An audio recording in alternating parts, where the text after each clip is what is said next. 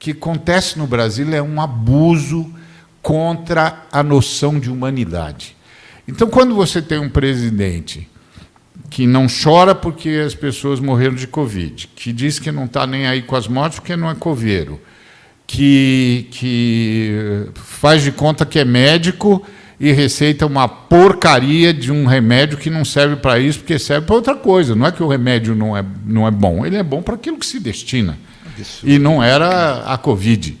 Tá certo?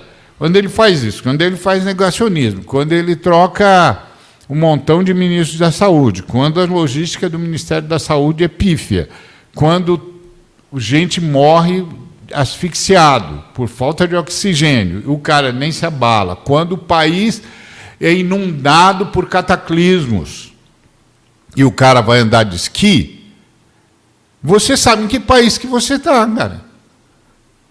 Você sabe em que país que você está. E você não vê ninguém reagindo.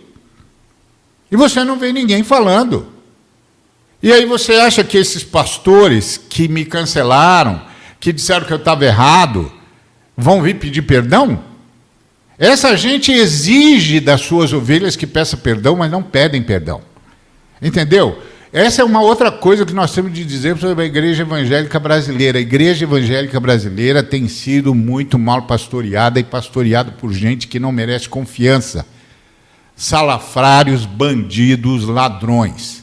Gente que está se enriquecendo às custas da fé das pessoas, que não prega o evangelho e que assiste impassivo a um genocídio, a um crime contra a população, ao empobrecimento de todo mundo. Entendeu? E que transformou a mensagem deles numa mensagem ideológica, que transformou um sistema maldito, que é o sistema capitalista, numa declaração de fé. Entendeu? Se você não vota como ele expulsa você da igreja. E depois sobe no púlpito, isso sem contar a miséria que é o púlpito brasileiro, né?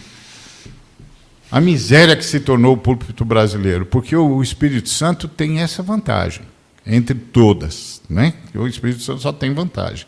Ele tem mais uma entre todas, que é, ele não inspira o cara.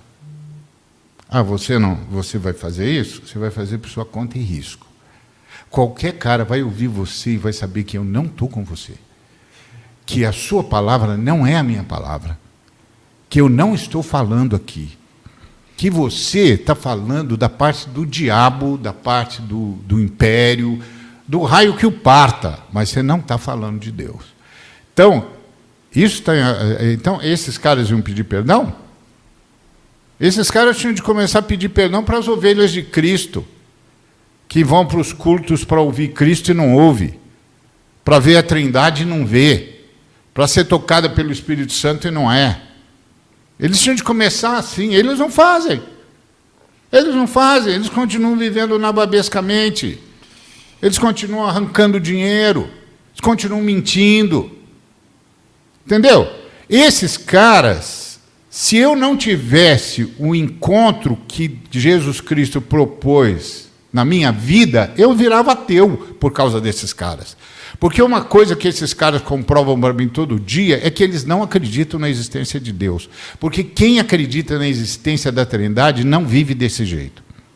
Alguém já disse, um filósofo, certa feita, foi perguntado sobre qual é o maior dilema da humanidade. E ele disse, o maior dilema da humanidade é saber se Deus existe ou não. As pessoas levaram um susto, porque não esperavam essa resposta de um filósofo renomado e ateu, declaradamente ateu. E aí a pessoa perguntou, mas por que o maior dilema da humanidade é saber se Deus existe ou não? Ele disse, porque se Deus existe, então tem um jeito certo de viver, não se pode viver de qualquer jeito.